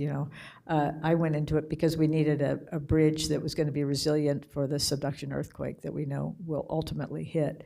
And but in the meantime, this is a bridge that we have to live with on a day-to-day basis. And I found some of the comments that people made about the intimacy, the way that it fits better, the more gentleness, I believe, of the arch form for that part of the city where people are passing through, rather than trying to make this very, very strong kind of a towering statement. So I'm kind of sticking with I know I'm in the minority here apparently, and I'm not sure why, because I'm in the majority with the public, but I'm in the minority with this group anyway. I'm still sticking with the arch model. And though I think, you know, Brandy, of course, is trying to figure out how she's going to get people to yes. And I, you know, I'm a team player. So I think in terms of my yes, it would be more with the V Tower, because I think that again, I want to support what the public said, and that was when we went to a cable stay. If one of the cable stay had to be picked, of course, I'm still voting for the arch, it would be the V Tower. And I'd also like to point out that the basket handle arch is one of the most, just as resilient as all the rest of it, but one of the most cost-effective bridges to build too. Just want to point that out. Thanks. Susan, I just want to say for everyone that I love hearing all of your different opinions. I think it's so interesting to just see how we all think about these things differently, and how you're all processing the information differently. So I would love to just, this isn't like a, Sorry, we got one more. We got Erin. And, oh yeah. And then I see Gwen throwing up her tent as well. So maybe you want to. Okay, so we'll do this, and then I really want to get to a temperature check. It's not a final vote or anything, but I just want to check in with you because we know that we have to continue narrowing. So I want to just kind of see where you're at. So Aaron, and then Gwen. Sorry to push back the temperature check, but I thought I should take a moment just to state my opinion, which I will just be frank and say that I'm firmly in the inverted Y tower scheme. I strongly agree with all the points that have been made previously. And maybe just a few other observations that I wanted to point out. One, I love the idea of Susan, what you said, that is a beacon. And I think oftentimes we look at these bridges as kind of getting from one side to the other, and I think one thing that makes this bridge different, potentially, in a good way, is that it's at the center, symbolically, metaphorically, whatever, if not geographically, at the center of the city. And you know, no disrespect to the 5th and 6th quadrants, but this one sits, you know, very firmly between 4 of them. And I think that the inverted Y is, in my mind, has the potential to speak to this idea of the center of a point at the middle of the city, which I think is pretty profound. And I think that, you know, we are in the design advisory group, and so I would hate to live in a city that didn't have this, that bypassed this and just made a functional bridge. And I think it's important that we take time to think about the ideas, or even the potential, the framework that we're setting up for how this design is going to be perceived in the future. And for me, the inverted Y is, in a way, a symbol of centrality, of a unifying gesture that I think is far beyond what the others are able to convey. And I think it speaks to the dynamics of the city in a much stronger way. I also just want to point out that I think, I can't read my own writing, that last meeting, we asked about the overall cost of the bridge and what the baseline was. And the number that was thrown out was $900,000. And I don't think $900 million. I wish it was $900,000. But I guess I would just say, in my mind, as Gwen mentioned, a differential of 5%, I don't think is being wasteful. And I think if it moves us from a generic bridge to something that is iconic and designed and will serve as I think a positive landmark within our city, then it's worth an extra 5%, which in terms, I mean, if we think about a meal that we buy, we spend more tipping than we would in the cost differential between the baseline and what that might cost. I also, last comment is that I totally agree about the pedestrian experience, and I always want to prioritize that. And I will say that I think it is a a huge failure of vision or process to not make those significant connections to the east side and the west side, as has already been said. But one thing that I will say, I was thumbing through the Portland Bridge book this afternoon and looking at some of the photographs in there. And one that I was struck by was the photographs of the St. John's Bridge. And one of the things that I really am starting to love about the inverted Y is the space that it makes for the vehicular traffic.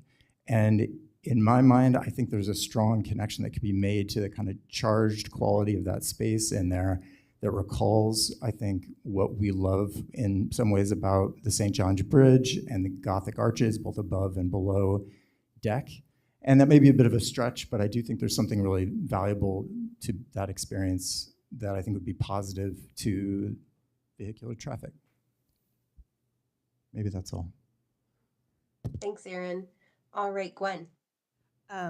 I just looked up the height limits right now on the east side around where this bridge will be, and they're at, I mean, it's zoning code, which can change, but it's 200 to 250 feet around the base of this bridge.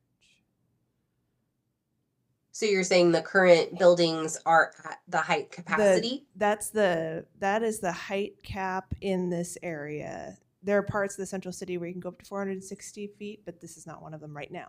That can change, but that's the current buildable envelope around these bridges is up to 250 feet at basically at MLK and Grand and Burnside.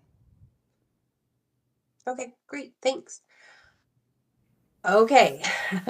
I guess well, I don't want to do last call because we're getting close to our time, and but I do want to check in with you all. And so the question that I'm going to pose is,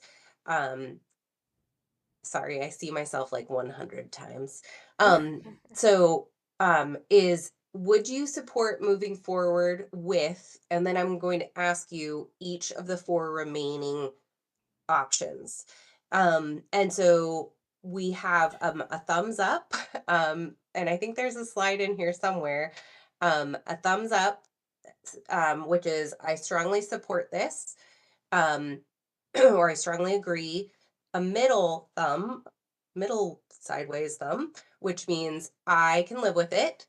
And so this would count towards the 75% agreement, or strong disagreement, and that would be in the dissenting view, right? So again, the question that I'm posing for each of these 4 is, would you support moving forward with the bridge type? And then you all will do thumbs up or sideways if you strongly agree or you can live with it, or thumb down if you strongly disagree or do not support it.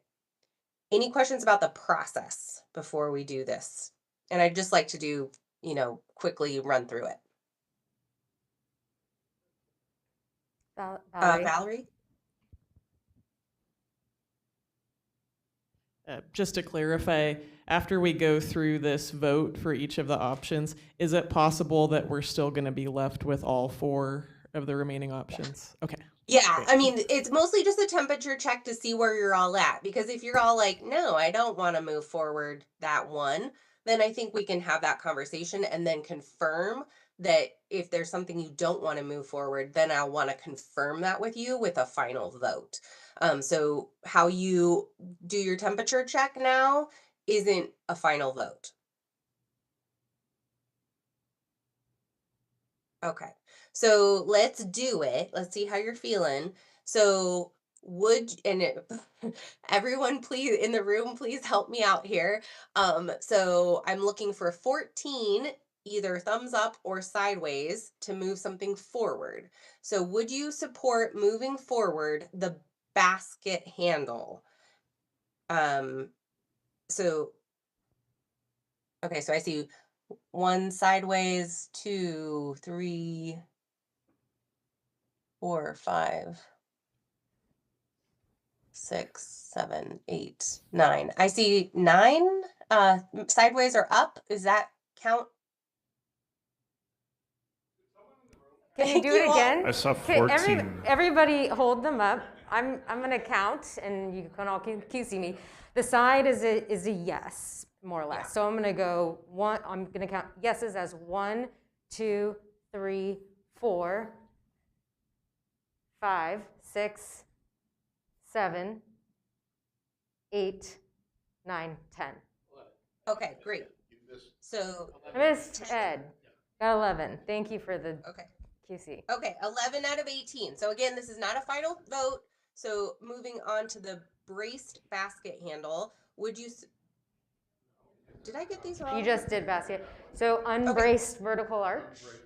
Unbraced vertical arch. So would you support moving forward the unbraced vertical arch?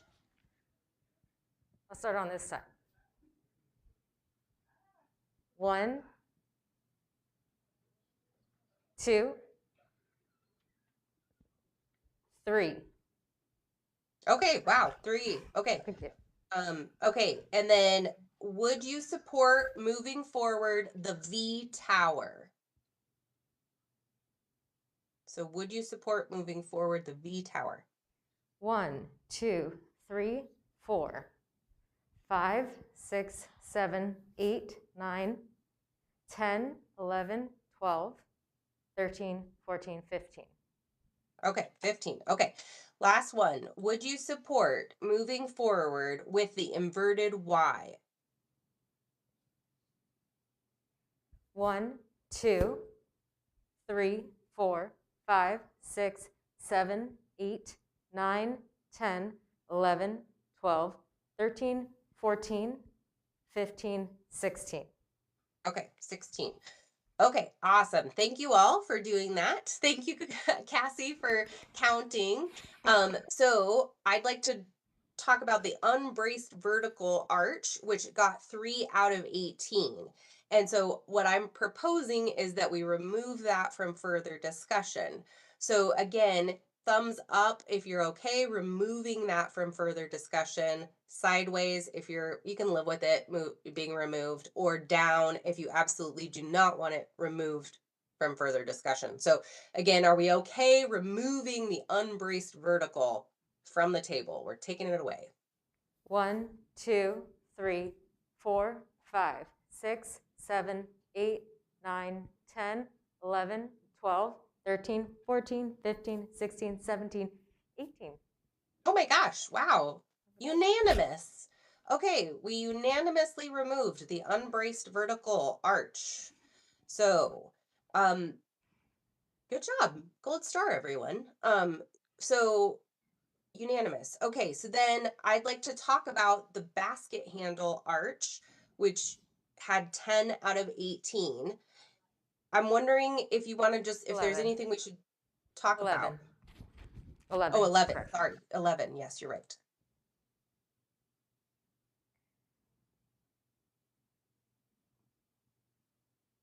Okay, nobody wants to talk about it. So then I guess the same. Patrick Okay, would like to talk about it.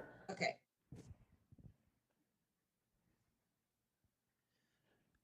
I have a couple of thoughts about this one in particular. I think it's one that will benefit most from our, after today, the shaping process and the finer engineering process that are going to look into this, trying to eliminate as many of those cross braces as possible to make it more elegant of a shape. I think it still has a lot of potential. I think it, compared to the cable stays, it comes across in these images as just a little bit, they're all rudimentary pieces, and this one benefits least from that. And I do appreciate what folks have been saying about differing opinions on the aesthetics of it. And I certainly like how it treats the pedestrian experience. So I'm glad that this one is still able to move forward. But I'm curious about what, I don't know if this is a Keith question or if this is just a question to the universe of how much we can expect to reduce some of the linearity of those cross braces, as I feel like the elegance of the arches, them slowly tapering towards each other is a very nice feature. And then you break it up with these harsh horizontals. It makes it a little bit ungainly. If there's not a whole lot of potential, or if the design team doesn't see a lot of potential to that option, then that would weigh in my opinion about this moving forward. This is where I'm going to stall for about 10 seconds. So Keith, you're being called up to the table.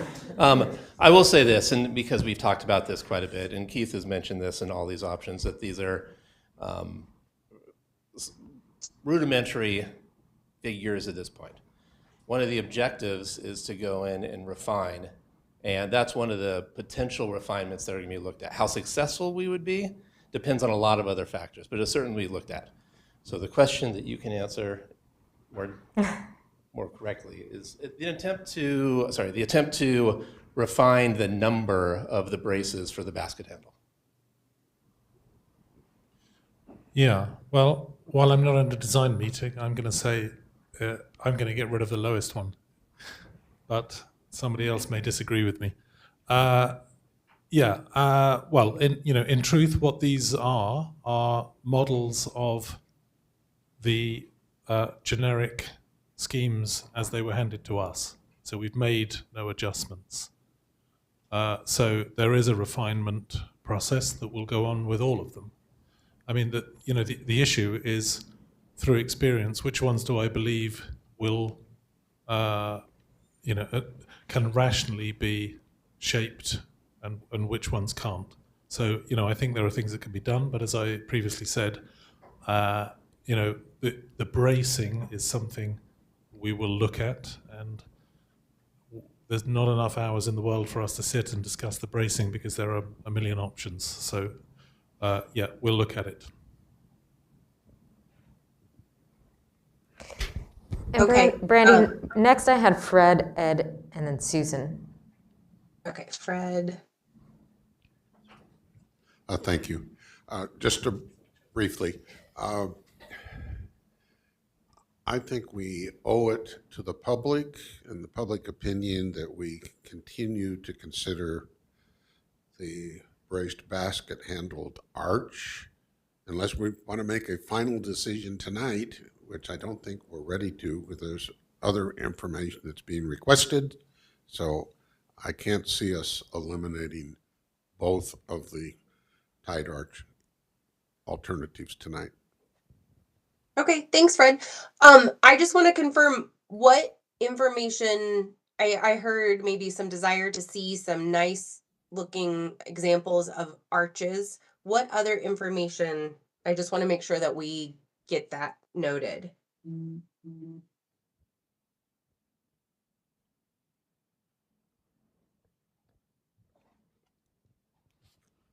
Was there any? Oh, okay. Perhaps, and this could get answered now, Ian's question earlier about height restrictions of that AMR space and how that could be in the future, and how it could, I know we have the limit of 250 for size, but could that AMR space be negatively impacted by the V-arch and its protrusion out?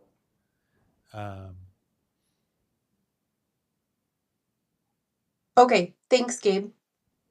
Brandy Keith's going to chime in here. Okay. Sure. Yeah, that AMR space, I mean, there are a couple of issues at hand. Is that that's a seismic zone, and therefore if you start to build taller buildings, you get involved in deeper foundations, so it may not be an economic thing to do. So they may be fixed at the height they are, but if they were, the V tower will not impact that because it's within the bounds of the right-of-way. So it's not leaning out beyond the edge of the deck, or which it's allowed to. Yeah. Okay. I had Ed, and then Susan, and then Valerie, and then Neil. Correct. Okay, I wanted to touch on a couple of points about the basket handle arch that Gwen just brought up, and it kind of reflects back to some comments that Keith made last week that one of them I didn't quite agree with. But Gwen, I think, clarified. A couple of the concerns about the basket handle were the Keith brought up last week when they're in the simplest form of the basket handle. One is the types of connections with the bolted plates and bolt heads that are typical of our industrial area bridges.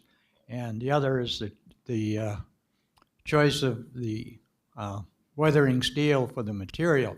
I believe the weathering steel is kind of a baseline decision by the county at this point. I'm not sure just how to phrase that because I'm not sure their position, but I do want to point out that that's a choice. There's then other choice of materials could be, and I want to refer to the Blumenauer Bridge, the arch bridge over, was it 7th Avenue that goes over I-84, that is an arch.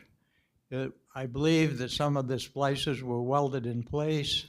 I think it's true to say that it's basically an all-welded structure, and the arches are tubular members that are painted, and those are qualities that cost some money.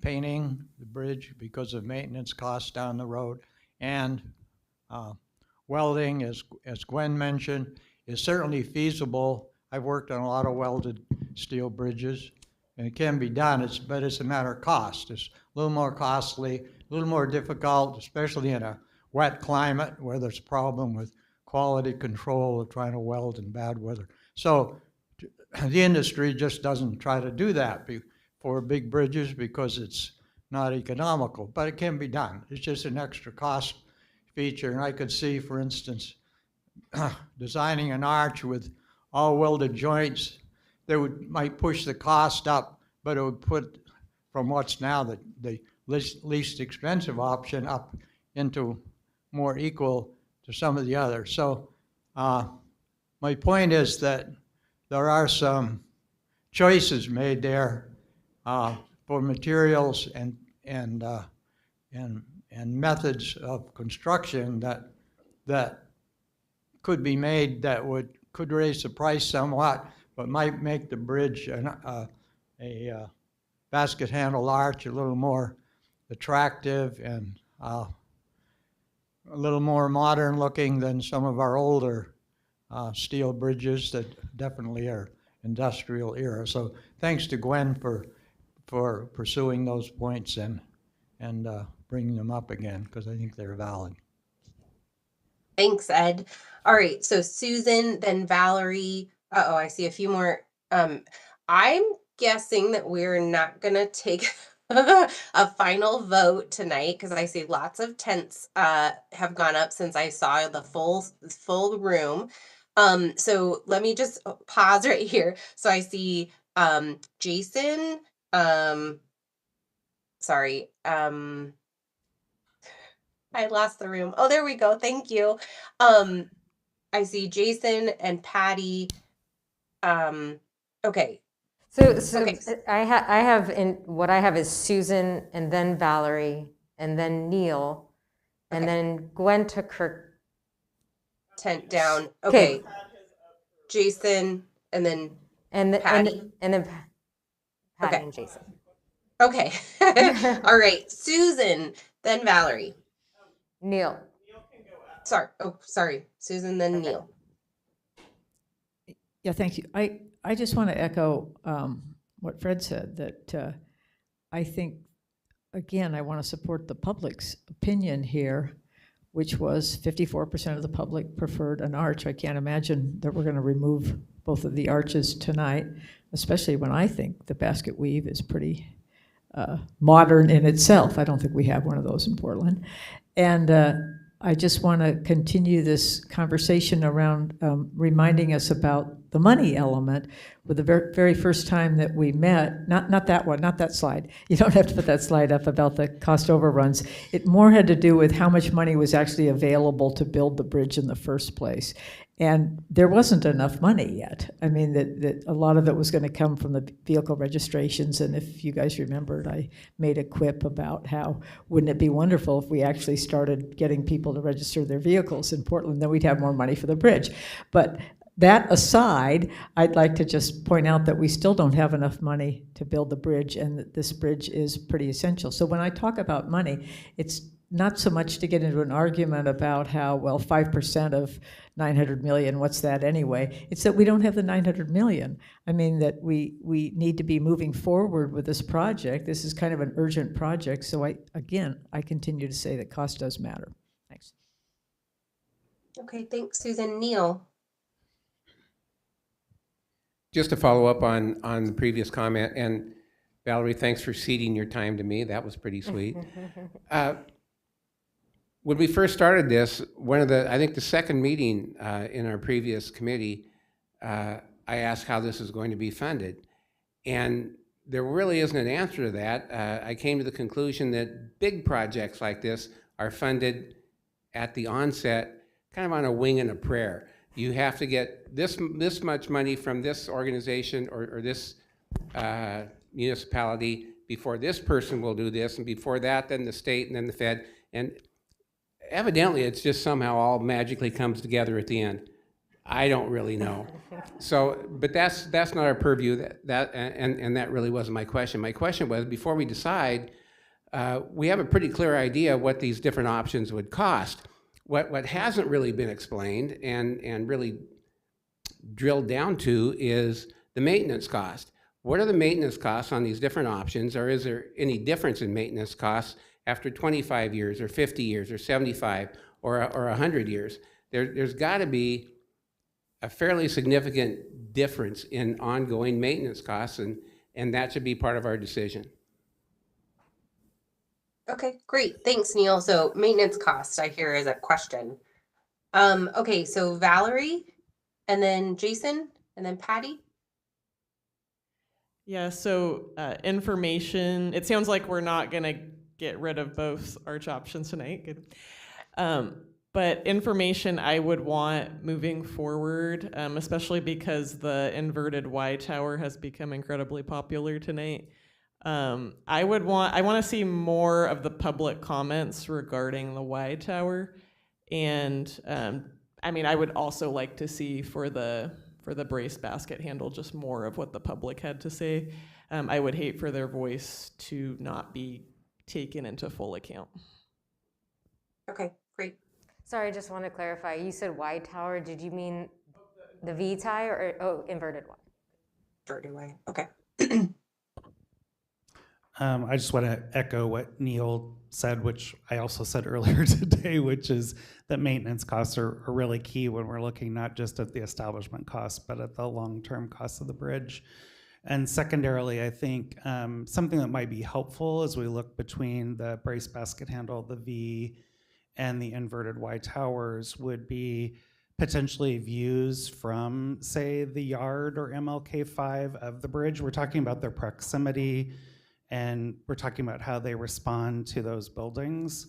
Fred brought up the issue of lighting, which is something that would be very difficult for us to model what that impact would be.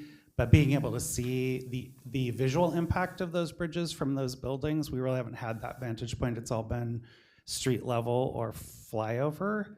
And I think that could be very interesting. You know, my guess is that the V tower, you know, seems bigger in people's view than the inverted Y, just because of the concentration of the inverted Y tower. But looking at that actually from the vantage point of being up in one of those buildings, and looking at the impact of the minimization of the brace basket handle could be very helpful in making a final decision between those three. Okay, thank you, Jason. All right, so I see Patty, and then I'd like to pose the question of, are there any other questions that we need to come back to you with? Because I'm hearing a strong desire from this group not to narrow further between these three. And so today, to me, we're coming back next week. Hopefully I'll be in person, and then we'll come back with some answers. So I'm hearing maintenance costs, proximity to the yard, public comments as they relate to the remaining three options, and some visual examples of more aesthetically pleasing arches. So if there's something missing, please either tell someone after our meeting is done, or bring it up now. So I see Patty, then Jackie, and then Gwen if we have time. Thank you. Two brief points. One of them is that in the case of the cable stay, if you look at the load from the end of the cable stay span, which rests on the pier in the river, about 10% of the load from the bridge goes into that pier. If you use the tied arch, then 50% of the load goes on there. So in other words, the tied arch would eccentrically load the two piers that are in the river. So structurally it's simpler to carry the loads from the cable stay directly to that deep foundation, and that takes care of a great deal. So it's a clean structural solution. On the cost, I think that Aaron summed it up extremely well, and it's true that we cannot just pick the cheapest and go with that. I think the way that one designs any important project is to design the way it should be, and then if you find budget constraints, which you usually do, then you find ways to handle those. But you don't rule out options early on the basis that they're going to be expensive. I think you do it right, and then you back off that. So I'm comfortable with proceeding as we are doing, and we should consider the inverted Y, although it's more expensive. And I think that it will, as Aaron expressed, create that sense of center and place, which is absolutely appropriate for this bridge and this location. Thank you. Thanks, Patty. You can just hand it to Jackie. I like it better that way. I like it more official that way. It's fine, Patty. I'm curious, we were talking a lot about the public feedback, and I know you guys did outreach, but I also know that outreach can tend to get, a select demographic. So I'm curious to get, if you shared the demographics of the public opinion, was that shared last time and I just missed it? So if maybe I can get that information, I would love to see just like kind of what the racial spread is and what the age spread and stuff. Yeah, we can definitely pull that for you, Jackie. Gwen. All right. I just want to let you know, I looked closer at the map for height, and right immediately under the bridge, it's 100 feet. So AMR, 100 feet. So everything that's right under the bridge is a lot shorter than what this bridge would be, I believe. I'm not sure how far up in the air the bridge itself will be. So the area around it just to the east, that's where you get to 200 feet. So the buildings around the Fairhair Dumbbell and the existing, the stuff that's growing up there now has a 200-foot height. Okay, great. Thanks, Gwen. Fact checking us in the moment. Well, it's 8:01 according to my clock. So thank you all. We'll come back next week. And again, hopefully I'll be there, and we'll talk through the basket handle, the V tower, and the inverted Y. We'll come back to you with hopefully some maintenance costs, some information about proximity to the buildings, the survey demographic, public comments, and then samples of the bridges. And if you didn't hear something that you want data about, please talk to Cassie or another person from the county before you leave. And Brandy, I just have one comment is in terms of what we're going to bring back and more information on the public comments for inverted Y and basket handle, and then maybe V tower. I just want to express that what Brandy sent out today included a handout with all the V tower comments highlighted. So you all have that. You have a item in your packet with the V tower items highlighted. So we'll look to do something similar to that for the inverted Y and the basket handle. Perfect. What percentage Okay. Sorry, We Gabe's did got it. a question real quick. Just a second. Okay. Sorry. Okay. That's a good question. We'll have to get back to you on that. Yeah. Okay, I think we can wrap. Okay, good job, everyone. Thank you. Have a great Thank you night. all. Have a good night.